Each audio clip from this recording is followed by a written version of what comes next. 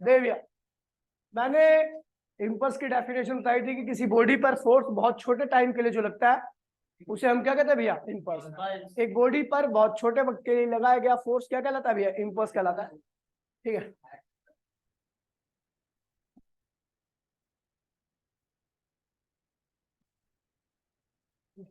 एक बॉडी पे लगाया गया बहुत छोटे टाइम के लिए फोर्स क्या कहलाता है?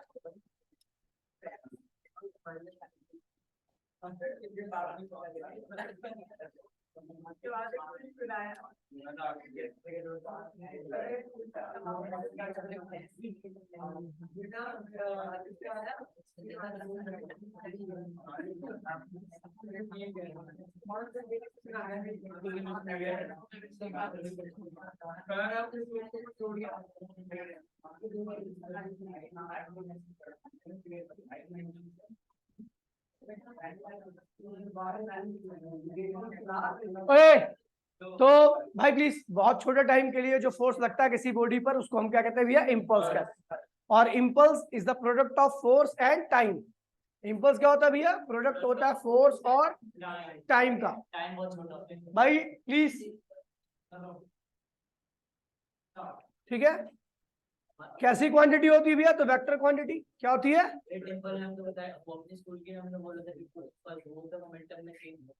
वेक्टर, भाई please, vector quantity SI unit क्या होगी इसकी? SI unit Newton second.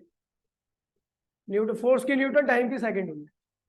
यह इम्पल्स पॉजिटिव, नेगेटिव और जीरो तीनों ही होता है। इम्पल्स पॉजिटिव, नेगेटिव और जीरो तीनों ही होता है। इम्पल्स पॉजिटिव होता है जब मोमेंटम का चेंज क्या आता है भैया? पॉजिटिव।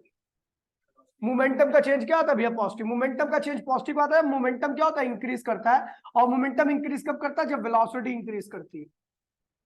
ठीक है, जब मोमेंटम का चेंज, जब इम्पल्स नेगेटिव कब आता है? जब भैया मोमेंटम का चेंज क्या आता है? नेगेटिव आता है। मोमेंटम का चेंज नेगेटिव जब आता है, मोमेंटम क्या होता है? डिक्रीज करता है। मोमेंटम डिक्रीज कब करता है? जब वेलोसिटी डिक्रीज करती है।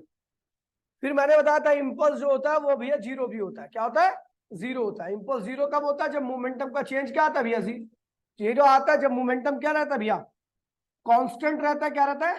कांस्टेंट। मोमेंटम कब कांस्टेंट रहता है? जब वेलोसिटी क्या रहती है? कांस्टेंट रहती है। तो ध्यान रखना भैया, ये मोमेंटम के सॉरी इम्पल्स के तीन प्रकार थे। उसके बाद फिर मैंने आपको इम्पल्स मोमेंटम थ्योरम कराया था। तो अकॉर्डिंग टू सेकंड लॉ क्या कहता है भैया? आपका जो इम्पल्स फोर्स होता है वो डेल्टा पी अपॉन में डेल्टा टी होता है, यानी चेंज इन मोमेंटम अपॉन में चेंज इन टाइम। तो इसको क्रॉस मल्टीप्लिकेशन कर दो तो क्या हुआ? एफ डेल्टा टी इक्वल्स में क्या हुआ?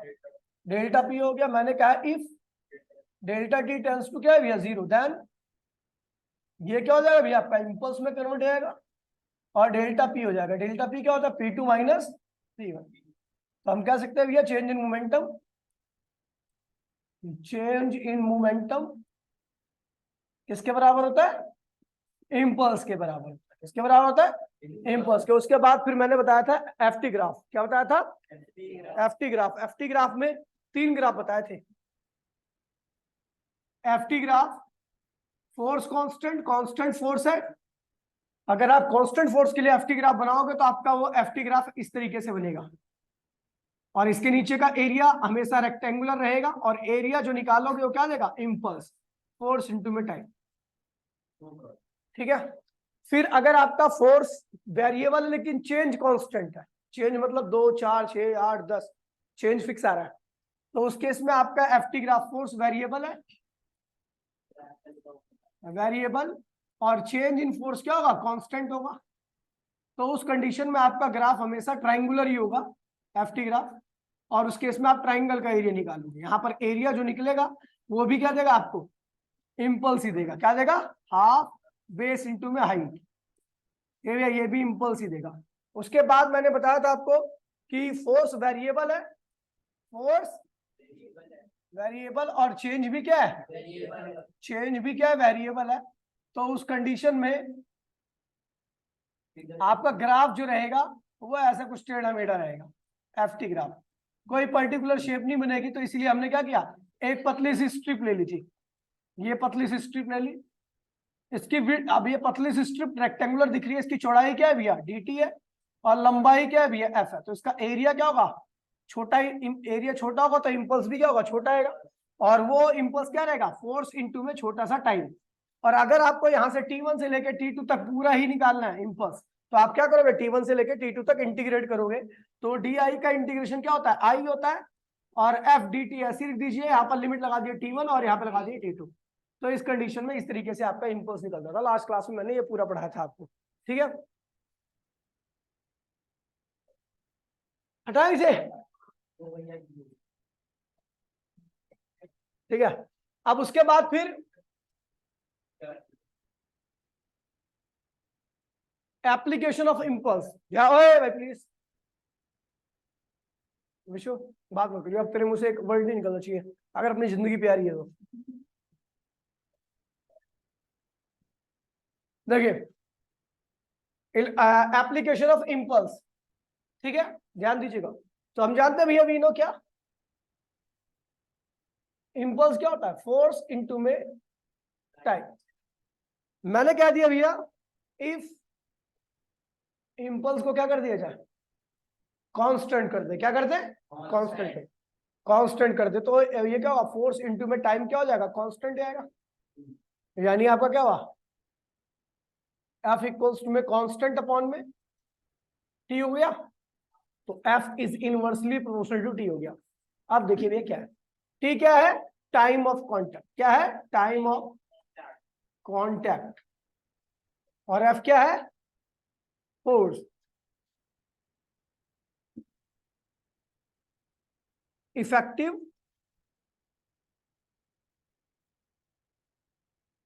फोर्स, ठीक है भैया। अब देखिए भैया पहला example, a cricket player lower his hand while catching a ball. आपने देखा होगा, लड़के ज्यादा जानते होंगे, लड़कियां थोड़ा कम जानती होंगी, लड़कियों का इंटरेस्ट क्रिकेट की तरफ थोड़ा कम होता है, और होता भी होगा तो उन्होंने कभी कैच नहीं की होगी, ठीक है। तो जब बॉल को कैच किया जाता है तो भैया बॉल के साथ अपने हाथ को थोड़ा सा पीछे लाते हैं। जो बढ़िया कैच पकड़ता है ना तो वह ऐसे ही करता है, अनाड़ी आदमी तो ऐसे ही पकड़ लेता है कैच, ठीक है भैया, है ये ऐसे आगे कैच इसी में ये और जो बढ़िया फील्डर वगैरह होता तो कैच को बाकायदा ऐसे पकड़ता। रीजन क्या होता है ऐसे पकड़ने का, ऐसे पकड़ने का, देखिए भैया ऐसे क्या होता है कि जब आप ना हाथ को, बॉल को हाथ में लेते हो और हाथ पीछे करते हो तो इससे क्या होता है, बॉल और आपके हाथ के बीच का टाइम ऑफ कांटेक्ट क्या होता है, बढ़ जाता है। आपका यूं आता है कांटेक्ट, एकदम से रुकती नहीं है बॉल, रुक जाना मतलब टाइम ऑफ कांटेक्ट फिनिश हुआ। लेकिन आप रुकने नहीं देते, हाथ में लेते हो बॉल और हाथ को पीछे करते हो, इससे टाइम ऑफ कांटेक्ट क्या होता है, काफी ज्यादा हो जाता है।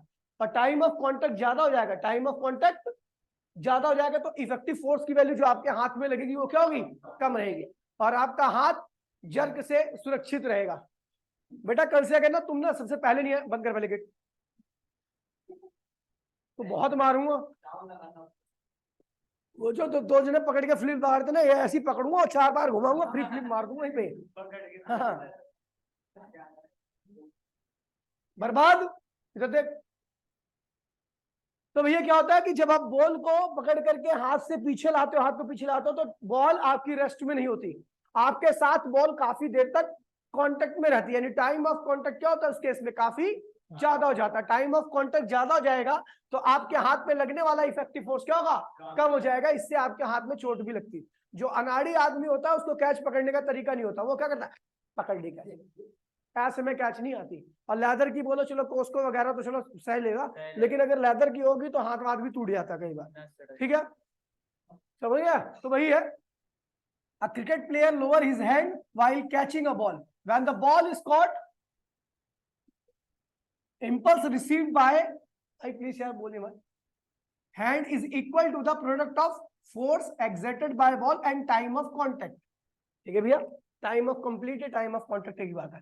The catch, by moving the hand backward the cricketer increase the time of catch, time of contact को क्या करता है वो इंक्रीज कर देता है। The force exerted on his hand become much smaller, it does not hurted by him, समझ गए भैया, कोई दिक्कत तो नहीं है, बिल्कुल सेम कंसेप्ट। अगला कह रहा है भैया एक बंदा जो है वो सर्टेन हाइट से, भैया कहां गिरता है, कंक्रीट पर, कहां गिरता है, अगर एक सीमेंटेड कंक्रीट पर, तो रीजन क्या होता है भैया, उसको बहुत ज्यादा चोट लगती है। और अगर वो ऐसा रेत वाले फ्लोर पे गिरे तो उसको कम चोट लगती है। क्या रीजन होता है, तो भैया देखिए क्या होता है कि जब वो कंक्रीट पर गिरता है तो उसकी बॉडी तुरंत क्या होती है, रेस्ट में आ जाती है। ठीक है भैया, टाइम ऑफ कांटेक्ट क्या होता है, काफी कम होता है, और टाइम ऑफ कांटेक्ट कम होगा तो फोर्स क्या होगा, उसकी बॉडी पे ज्यादा लगेगा, हाथ पैर बाकायदे टूटेंगे उसके बढ़िया से। लेकिन जब वो रेत पर गिरता है या मिट्टी वाली जगह पर गिरता है तो डायरेक्ट को रेस्ट में नहीं आता, वो क्या होता है, मिट्टी के अंदर धंसता है, और धसेगा तो टाइम ऑफ कांटेक्ट क्या होता है, काफी ज्यादा हो जाता है, और टाइम ऑफ कांटेक्ट ज्यादा होने की वजह से इफेक्टिव फोर्स उसकी बॉडी पे क्या लगेगा, कम लगेगा। समझ गए भैया? तो यही लिखना है भैया आपको, बड़ा अच्छा है। इसके ऊपर न्यूमेरिकल कंसेप्चुअल क्वेश्चंस आते हैं। कह रहा है भैया, a person falling from a certain height receive more injuries, ठीक है, when he falls on a cemented floor than when he falls on the heaps of sand. Heaps मतलब टीला होता है, ठीक है। In both cases the impulse or total change in momentum is same. दोनों case में क्या होता है, सेम ही होता है। अगर आदमी एक सर्टेन हाइट से गिरता है तो जब जमीन पे गिरेगा तो फोर्स तो दोनों केस में सेम ही आएगा ना, ठीक है। तो इंपल्स सेम रहता है, लेकिन कंडीशन क्या होती है, एक केस में टाइम ऑफ कांटेक्ट बढ़ने की वजह से फोर्स क्या होता है, कम हो जाता है, एक केस में टाइम ऑफ कांटेक्ट कम होने की वजह से फोर्स बॉडी पर क्या लगता है, ज्यादा लगता है। यहीं पे लिखा हुआ है, on the cemented floor the person stop abruptly, एकदम से ही रुक जाता है, यानी टाइम ऑफ कांटेक्ट क्या होता है, बड़ा कम होता है, जल्दी से कांटेक्ट में आता है। So cemented floor exert large force on reaction consuming him several injuries. Crossing ही है, ठीक है। when the person falls on a heap of sand, तो क्या होता है भैया, द सैंड yields मतलब डिप्रेस, yield मतलब क्या होता है भैया, दब जाना, ठीक है, बैठ जाना, ठीक है। Under the his weight the person takes longer time to stop, काफी ज्यादा टाइम लगता है उसको रुकने में क्योंकि धंसता है, और इसकी वजह से decrease the force exerted by the floor on the person, person पे लगने वाला फोर्स भी क्या होता है भैया, कम हो जाता है। कोई दिक्कत तो नहीं भैया, ठीक है। बहुत अच्छे कंसेप्चुअल क्वेश्चन आते हैं और डायरेक्ट कंसेप्चुअल क्वेश्चन आते हैं, और जिसका भैया पेपर जल्दी है तो आज का 6 बजे वाला बात दोबारा मैं कह रहा हूँ अटेंड कर ले, सब समझ में आएगा उसको, कोई दिक्कत नहीं है। और जो इस बैच में जिसको आने में दिक्कत होती है वो भी कर ले, कुछ दिनों की बात है, फिर आप उसी बैच में आना चालू करना, जब ये चैप्टर खत्म हो जाएगा तो आप केवल उसी बैच में आना, फिर 6 चैप्टर। हाँ नहीं होगा, क्यों नहीं होगा, ये बैच तो होगा, लेकिन मैं कह रहा हूँ वो हो जाएगा ना थोड़ा। अब देखिए भैया, अगला देखिए, 2 और एग्जांपल है बड़े प्यारे प्यारे।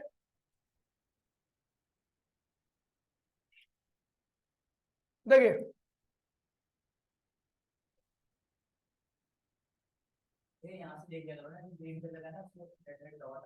देखिए भाई प्लीज ध्यान दीजिए, कह रहा भैया बफर्स आर प्रोवाइडेड, ठीक है, between the bogies of train. आपने देखा होगा ट्रेन पे गए होगे, पहाड़ी वगैरह तो नहीं आते, पहाड़ियों ने ट्रेन नहीं देखी होगी, बहुत मुश्किल से देखी होगी, रेयर है जो पहाड़ी होते हैं, क्योंकि पहाड़ में कभी ट्रेन जाती नहीं है, आधे तक जाएगी उसके बाद जाती नहीं है। तो कहीं पर भी दिल्ली में पैदा हुआ तो दिल्ली में घूमने के लिए ट्रेन थोड़ी ना यूज करेगा, ठीक है। यूपी वाले और कहीं स्टेट वाले, बिहार वाले दबा के ट्रेन पे गए और वो देखेंगे कि भैया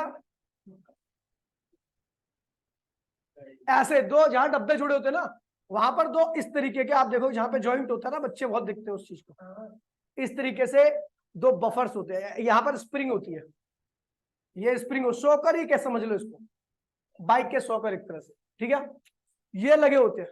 क्यों लगे होते हैं, तो ये रीजन क्या होता है, जब गाड़ी चलती रहती है तो गाड़ी के पास कौन सा इनर्शिया होता है, इनर्शिया ऑफ मोशन, है ना, इनर्शिया ऑफ मोशन होता है। लेकिन जब गाड़ी एकाएक रुकती है तो इंजन तो रुक जाता है, लेकिन पीछे वाले डब्बों के पास मास होने की वजह से इनर्शिया ऑफ मोशन होता है, वो जल्दी से नहीं रुकते, अपनी स्टेट में ही रहते हैं। अगर मान लीजिए बफर्स नहीं हो तो भैया वो क्या होंगे, डब्बे डायरेक्ट दूसरे डब्बे के कांटेक्ट में आएंगे, टाइम ऑफ कांटेक्ट क्या होगा, बहुत कम होगा, और जर्क बहुत तगड़ा आएगा, जिसकी वजह से काफी ज्यादा डैमेज होगा, डब्बा भी टूटेगा और आपके हाथ पैर भी टूट जाएंगे। इसीलिए क्या होता है भैया, बीच में बोगीज के बीच में क्या लगाते हैं, एक बफर लगा देते हैं, या आप नॉर्मल सॉकर समझ लो इसको, लगा देते हैं। जब पीछे आगे वाला डब्बा रुकता है तो पीछे वाला डब्बा जब आगे की तरफ बढ़ता है दूसरे डब्बे की तरफ, तो क्या होता है, इन सोकर्स की वजह से क्या होता है, वो तुरंत रेस्ट में नहीं आता, धीरे धीरे रेस्ट में आता है, जिससे टाइम ऑफ कांटेक्ट क्या हुआ, काफी ज्यादा हो जाता है, और टाइम ऑफ कांटेक्ट बढ़ने की वजह से लगने वाला जर्क क्या होता है, काफी कम हो जाता है, और इंजरीज वगैरह कम होती है। ठीक है भैया, कह रहा है भैया buffers are provided between the bogies of train, buffers increase the time of jerk, time of jerk during shunting, ठीक है, this decrease the force of impact between the bogies are thus prevented from the receive the several jerks, ठीक है भैया, वही लिखा हुआ।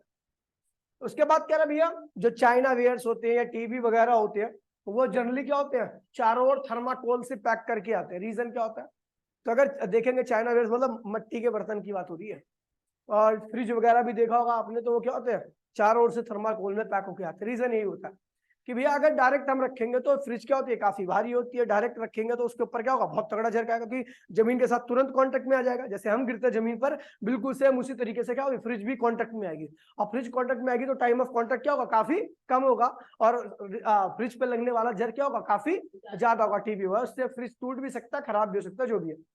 तो इसीलिए हम क्या करते हैं, बीच में उसमें थर्माकोल लगा देते हैं, जिसकी वजह से जब हम उसको रखने लगते हैं फ्रिज वगैरह को या चाइना वेयर्स वगैरह को, तो वो थर्माकोल दबता है, दबने से क्या होता है, टाइम ऑफ कांटेक्ट बढ़ जाता है, टाइम ऑफ कांटेक्ट बढ़ने से क्या होता है, उसके ऊपर लगने वाला फोर्स क्या होगा, काफी कम हो जाएगा। वही लिखा होगा द स्ट्रॉ पेपर, यहाँ पर स्ट्रॉ पेपर मतलब मोटा पेपर जो होता है, between the China wares increase the time of experience by jerk during the transportation, hence they are strike against each other with a lesser force and are less likely to be damaged।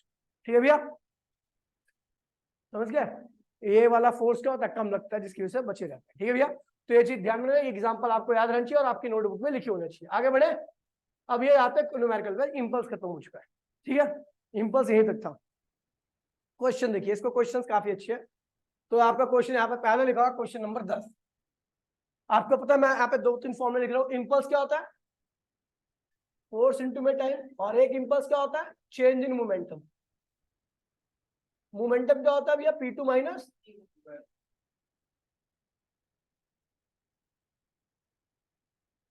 P2 minus P1। P2 क्या है भैया, MV2, और P1 क्या है, MV1। M common ले लीजिए तो V2 minus, ये मोमेंटम हो गया, और यही क्या होता है, इंपल्स होता है। देखिए ये कुछ फॉर्मूला जो आपका यूज होने वाले हैं, ध्यान दीजिए, समझ गए, ये इंपल्स बताया था, फोर्स इनटू टाइम या चेंज इन मोमेंटम। मोमेंटम क्या होता है, P2 माइनस P1। P2 क्या होगा, MV2, मास तो सेम ही रहता है ना, क्या चेंज होती है, वेलोसिटी। अब देखिए भैया क्वेश्चन देखिए, कह रहा भैया क्रिकेट बॉल ऑफ मास, मास कितना क्रिकेट बॉल का, 0.15 किलोग्राम, ठीक है। Moving with the velocity V1 कितना दे रखा है, 15 मीटर पर सेकेंड, ठीक है। Is brought to rest, final V2 क्या हो गया, 0, और टाइम कितना लगा, 0.5 सेकेंड, ठीक है भैया। कैलकुलेट द इंपल्स, आपको इंपल्स निकालना है, क्या निकालना है, इंपल्स। तो भैया इंपल्स का फॉर्मूला आप कौन सा यूज करोगे, ये वाला तो लगने से रहा, वैसे लग सकते हैं सारे फॉर्मूले, लेकिन जो डायरेक्ट दिख रहा है वो लेगा, कौन सा लग रहा है, ये लग रहा है। इंपल्स क्या होता है भैया, M V2 माइनस M क्या है भैया, 0.15, फाइनल वेलोसिटी क्या है भैया, 0, V2 0 ना, और V1 क्या है भैया, 15, और ये क्या हो जाएगा भैया आपका 0.15 माइनस 15, तो ये जाएगा 2.25 न्यूटन सेकंड माइनस, समझ गए भैया, ये इंपल्स आ गया, ठीक है भैया, इतना इंपल्स आ गया। और उसके बाद बोल रहा फोर्स भी निकालो, क्या निकालो, कौन सा फोर्स, इंपल्सिव फोर्स। अब इंपल्स फोर्स एवरेज ही होता है, ठीक है भैया। तो इंपल्सिव फोर्स निकालना आपको पता है भैया, वी नो इंपल्स क्या होता है, फोर्स इनटू में टाइम। तो भैया फोर्स क्या होगा, इंपल्स अपॉन में टाइम। इंपल्स कितना है, -2.25, अपॉन में टाइम कितना है भैया, 0.5। सॉल्व कर लीजिए, आपका टाइम भी आ गया, हाँ फोर्स भी आ गया, समझ गए भैया, है कुछ भी नहीं है। अब देखिए ये वाला क्वेश्चन देखिए, क्वेश्चन नंबर 11, समझ गया, कोई दिक्कत तो नहीं है, पढ़ लीजिए एक बार क्वेश्चन को अच्छे से।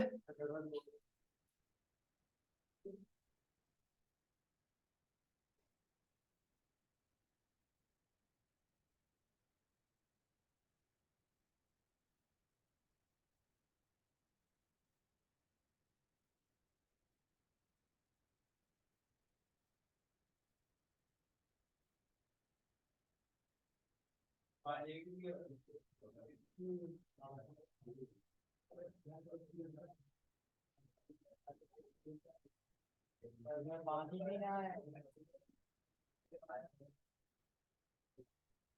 भी कुछ आगे होगी।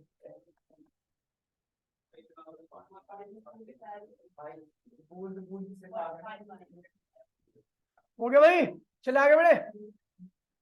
अरे हो गया।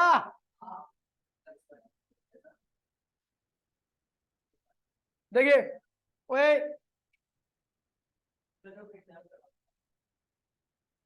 क्या कह रहा भैया, रबर बॉल ऑफ मास कितना है?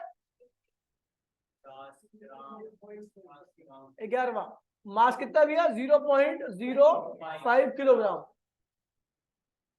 False from a certain height 1 metre. गिरती है भैया 1 मीटर के हाइट से। ये देखो यहां से लिखते हैं, ठीक है भैया। कह रहा भैया फॉल्स, ठीक है ठीक है, हाँ। और उसके बाद फिर रीबाउंड करती है 0.15 मीटर तक। Find the impulse and average force if the time of contact क्या है भैया? 0.1 सेकंड। समझिए भैया इसमें कैसे, अब इसमें दिमाग खराब हो जाएगा आपका, क्योंकि आप पहली बार कर रहे हो। तो आप देखिए भैया कैसे करेंगे इसको। जब उसको यहां से छोड़ा गया तो उसकी इनिशियल स्पीड क्या थी? 0। यहां की स्पीड में निकाल लूंगा, मैंने मान लिया v1 क्या है? v1। समझ के नहीं जा रही है क्या? हाँ, अब नहीं है तो बहुत मारूंगा कि मैं, ठीक है। अब देखिए भैया सुन लीजिए, इसलिए कह रहा हूँ 6 बजे वाला बैच ले लो, ठीक है उससे। अब देखिए ए से बी, ओए ध्यान दीजिए भैया, मैं ए पे ड्रॉप किया गया, बी पे आके कितनी वेलोसिटी टकराई वो क्या है भैया? v1 है। तो हम कर रहे हैं भैया पहले ए टू बी, क्या कर रहे हैं? तो आपको पता है 8 से बी में इनिशियल वेलोसिटी क्या है भैया? 0। फाइनल वेलोसिटी क्या है? v1 है, जो कि मुझे पता नहीं है। एक्सेलरेशन का 9.8 मीटर पर सेकंड स्क्वायर। कोई दिक्कत तो नहीं है? हमें क्या निकालना v1 और टाइम कितना, डिस्टेंस कितना ट्रेवल किया इसने, कितना किया भैया? 1 मीटर। कौन सी इक्वेशन लगाए? तो भैया आपको पता है भैया v square minus you square equals में 2as। v क्या है? v1 है, ये 0 है, दो एक्सीलरेशन क्या है? 9.8, डिस्टेंस क्या है? 1। तो यहां से v1 आ गया, बोला हाँ। कितना आएगा भैया बताना? v1 की वैल्यू अंडर रूट, जल्दी सॉल्व करके बताना जल्दी से। v1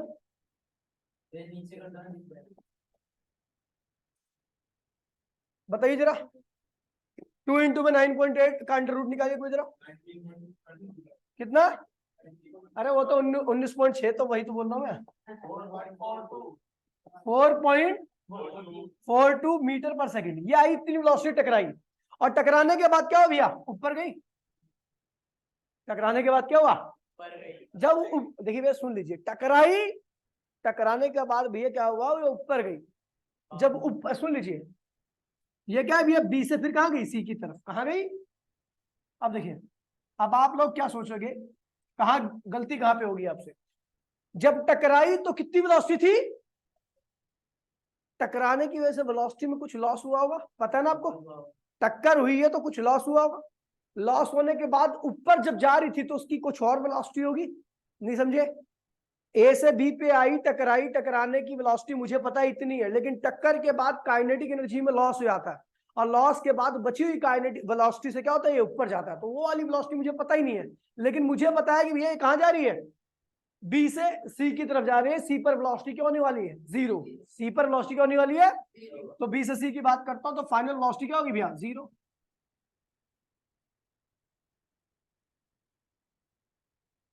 फाइनल वेलोसिटी क्या है भैया? 0। इनिशियल वेलोसिटी जो कि मैंने क्या माना है? v2। क्या माना है?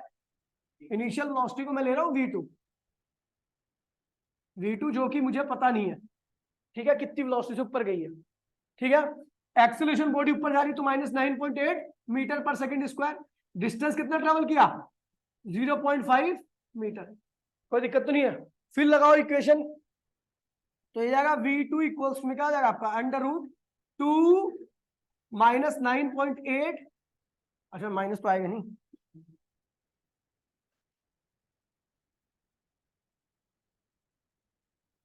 v square minus you square equals में 2as। तो v क्या है भैया? 0। क्या भाई? v क्या है भैया? 0। U क्या है भैया, V2, जो कि हमें निकालना है। बॉडी ऊपर जा रही है तो 9.8 माइनस होगा 9.8, डिस्टेंस कितना ट्रेवल किया 0.5, तो भैया यहाँ से V2 निकालो। V2 कितना आएगा, माइनस से माइनस कैंसिल आएगा, क्या हुआ, अंडर रूट में 2, 9.8 इंटू में 0.5 करो भैया।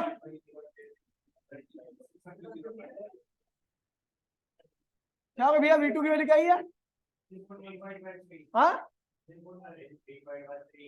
3.13 पक्का ना, ये मतलब समझ गए, समझे, इतनी वेलोसिटी से आके टकराई थी और फिर वापसी कितनी वेलोसिटी से गई, इतनी से, यानी वेलोसिटी में कुछ चेंज आया, चेंज आएगा तो मोमेंटम चेंज होगा, मोमेंटम का चेंज ही क्या होता है, इंपल्स के बराबर होता है, क्या होता है, तो इंपल्स पूछ रहा है, तो इंपल्स क्या होता है भैया, एम V2 माइनस एम कितना है भैया 0.05, वेलोसिटी कितनी भैया,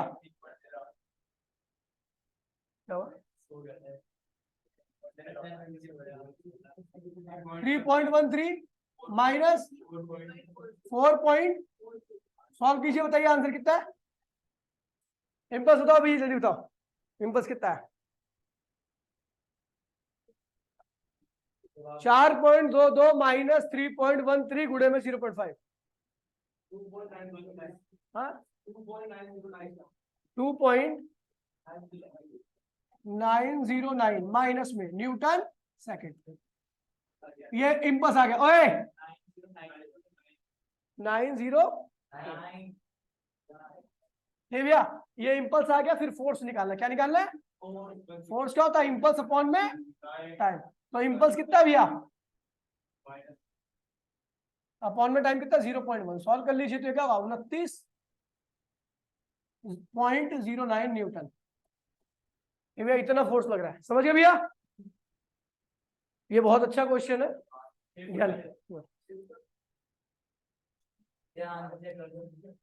अब आंसर मेरा सही होता है,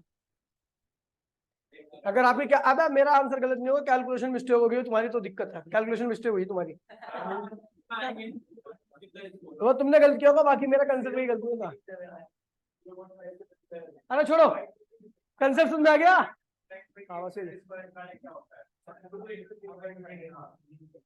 तो क्या कहने का मतलब है मेरा, मैं गलत हूँ, देख सुन ले एक मिनट जाओ, अरे भाई प्लीज बोली नहीं, यहाँ पर देख लो ना, कितनी वेलोसिटी टकराई, अंडर रूट 19.6, ये भी हमारा आ गया था, कितनी वेलोसिटी से ऊपर गई, तो 2, ये भी सही था हमारा, तो फिर क्या हुआ, वेलोसिटी में इंपल्स क्या होता है, मैंने फॉर्मूला लगाया था भैया M,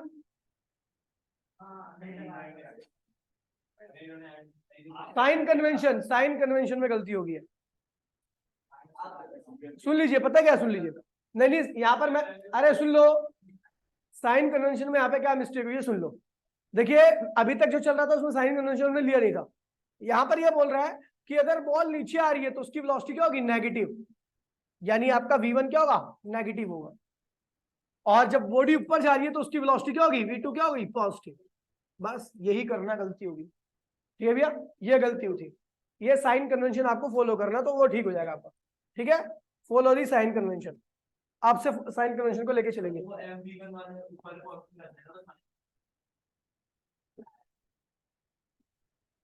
follow the sign convention, ठीक है भैया, ये ध्यान रखना, और ओए फिर एक और साइन कन्वेंशन जान लो, कि मान लीजिए जो वेलोसिटी आपकी तरफ आ रही है वो क्या होगी भैया, पॉजिटिव, और जो वेलोसिटी आपसे दूर जा रही है वो क्या होगी, नेगेटिव, ये भी ध्यान रखना,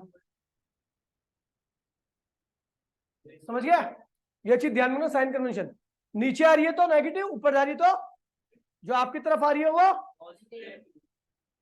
लेकिन आप देखो साइन कन्वेंशन है,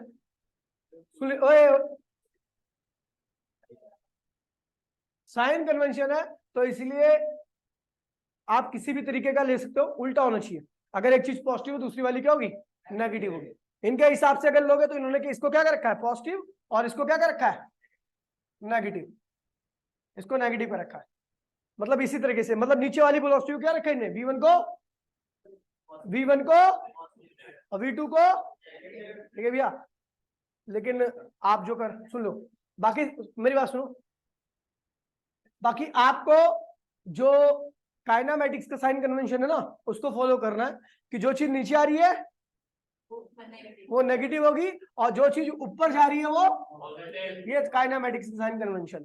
ठीक है भैया, ये इन्होंने लिया है तो उनके वाला मत लेना, ये काइनामेटिक्स का साइन कन्वेंशन लिखवा रहा हूं मैं आपको। ठीक है भैया, अरे अभी टाइम हुआ। देखिए अब आते हैं मुद्दे पे, भाई प्लीज समझ गया कंसेप्ट उसका। अब देखिए एग्जांपल नंबर 12, तो बता भाई भांजे, फोन रख दे पहले, तो फिर क्या नीचे देख रहा है, अपना हाथ देख रहा है। देखिए भैया रॉकेट का मास कितना है भैया, 2 × 10⁴ किलोग्राम। फोर्स कितना है, 5 × 10⁵ न्यूटन। न्यूटन है। और टाइम कितना है भैया, 20 सेकंड। 20 सेकंड है। Calculative velocity attend by the rocket at the end of 20 second. आपको फाइनल वेलोसिटी निकालनी है। क्या निकालनी है, फाइनल वेलोसिटी निकालनी है। कह रहा भैया रॉकेट का मास कितना है, इतना, फोर्स कितना लग रहा है उसके ऊपर, 5 × 10⁵ और 20 सेकंड बाद। अच्छा देखिए रॉकेट स्टार्ट कैसे करती है, इनिशियल वेलोसिटी क्या होती है रॉकेट की, 0। रॉकेट का v1 क्या होगा भैया, 0। आपको क्या निकालना है, v2। रॉकेट का v1, क्योंकि रॉकेट जब स्टार्ट करता है तो उसकी वेलोसिटी उस वक्त क्या होती है, 0 होती है, बीच में डेट लगता है 0। ठीक है भैया, तो भैया आप देखिए इंपल्स क्या होता है, mv2 माइनस v1। इंपल्स तो नहीं लिखा लेकिन हम जानते हैं भैया इंपल्स क्या होता है, फोर्स इनटू में टाइम होता है, mv2 माइनस v1। ये भैया फोर्स कितना है, 5 × 10⁻, टाइम कितना है भैया 20 सेकंड, मास कितना है, 2 × 10⁻। v2 अपने को निकालना, v1 क्या है भैया 0, v2 आ गया, आंसर हो गया। ठीक है,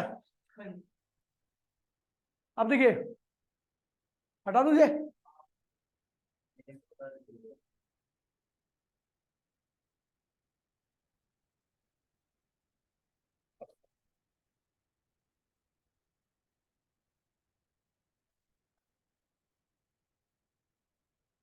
देखिए भैया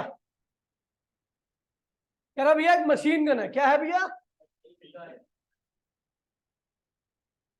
ठीक है, एक मशीन गन है, फायर्स बुलेट, बुलेट का मास कितना है, मास ऑफ सिंगल बुलेट।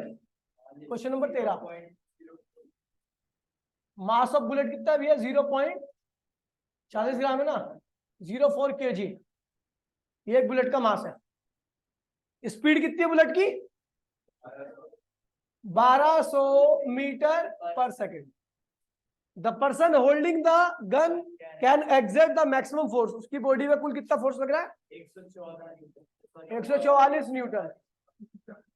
ठीक है, on it what is the number of bullet, भैया कह रहा है बुलेट का नंबर बताइए। चलिए भैया fires from the gun, bullet का नंबर बताना है आपको जो 1 सेकंड में निकली है।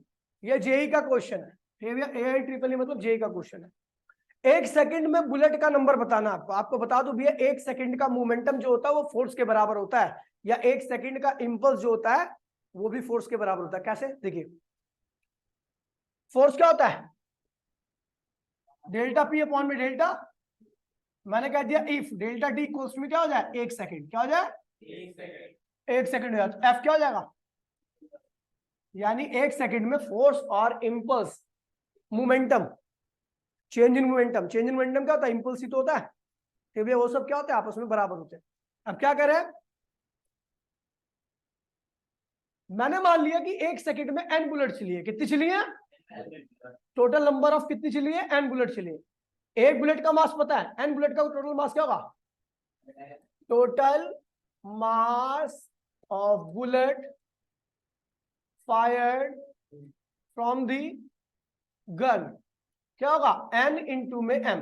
n क्या है, नंबर ऑफ बुलेट की संख्या, और m क्या है, एक बुलेट का मास। तो एक बुलेट में इतना मास निकला है। अब अपने को पता है भैया इंपल्स, इंपल्स क्या होता है भैया, इंपल्स क्या होता है भैया, चेंज इन मोमेंटम के बराबर होता है। ठीक है भैया, समझ गया। अब देखिए हमने क्या किया, इसको क्या लिख दिया, आई, आई को क्या लिख दिया। और आपको ये भी पता है मैंने 1 सेकंड के अंदर निकालना है, क्या निकालना है, 1 सेकंड के अंदर। मैंने बताया था फॉर 1 सेकंड, ये क्या होता है, एफ इंटू में टी के बराबर होता है। ये भी होता है ना इंपल्स चेंज मोमेंटम, और ये तो हम कहेंगे फॉर 1 सेकंड, फॉर 1 सेकंड।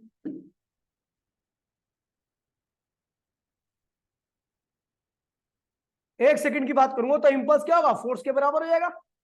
अब टाइम एक रखो ना, तो इंपल्स क्या होगा, फोर्स के बराबर हो जाएगा। अब देखो, तो एफ इक्वल्स में क्या होगा, डेल्टा पी हो जाएगा। बोला हाँ, एफ इक्वल्स में क्या होगा, डेल्टा पी। तो एफ की वैल्यू क्या होगी, डेल्टा पी क्या होता है, P2 माइनस P1। P2 क्या होगा, total mass, V2 minus V1। F हो गया, F इक्वल्स टू में M क्या है, टोटल मास कितना है भैया, NM क्या है, और V2 कितना है भैया। अच्छा वो निकालना है मुझे, क्या निकालना है, अच्छा इनिशियल V2 क्या है, फाइनल वेलोसिटी जो कि क्या है 1200 मीटर पर सेकंड है। क्या करें, अब देखिए ये क्या 144 नंबर ऑफ बुलेट अपने को निकालना है। एक बुलेट का मास क्या है 0.04, V2 क्या है भैया 1200, और V1 क्या होगा बुलेट का, इनिशियल वेलोसिटी क्या होगी 0। बुलेट स्टार्टिंग में क्या थी, रेस्ट में थी, यानी V1 0 होगा, जब फायर हुई तो उसकी वेलोसिटी होगी 1200। तो यहां से n की वैल्यू निकाल लोगे, 144 डिवाइड बाय 0.003, 4/1200। नहीं नंबर आएगा, नंबर आएगा भैया आपका 3 बुलेट पर सेकंड। देखो सॉल्व करने के वजह से वही आ रहा है, वही आ रहा ना। इतना ध्यान रखना भैया कि 1 सेकंड का फोर्स, इंपल्स और चेंज इन मोमेंटम सब क्या होते हैं, सेम होते हैं। और 1 सेकंड का ही बोल रखा है, 1 सेकंड का ही बोल रखा है। 2 सेकंड का बोलता तो आप यहाँ पे 2 से मल्टीप्लाई करते, तब आगे सॉल्व होता। ठीक भैया, जेई का क्वेश्चन है इसलिए कह रहा हूँ, अच्छा क्वेश्चन। हाँ सेम ही है।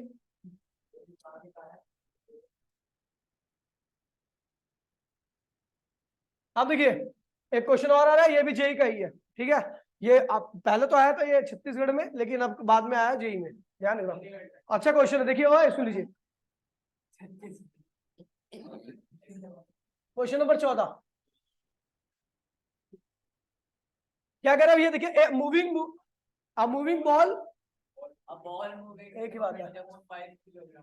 अच्छा एक बॉल है जिसका मोमेंटम कितना है भैया 5 किलोग्राम पर सेकंड है। Strike against the ball with 45 degree angle. Ball के साथ कितना एंगल बनाती है भैया 45। ये नॉर्मल है, ये क्या है नॉर्मल। यहां से एक बॉल आई, उसके बाद स्ट्राइक हुई, उसके बाद चली गई सेम एंगल से। कह रहा है reflected by the same angle calculate the change in momentum. तो कितने मोमेंटम से आ रही है, पी से, और कितने से गई, पी से ही गई। कह रहा है मोमेंटम में अभी भी कोई चेंज नहीं आया, मोमेंटम में अभी भी कोई चेंज नहीं है। अभी क्लास ले रहा हूं मैं, बात करता हूँ, ठीक है। मैं आपको आपके घर पे आ जाऊंगा आज शाम को, कोई दिक्कत नहीं है, ठीक है।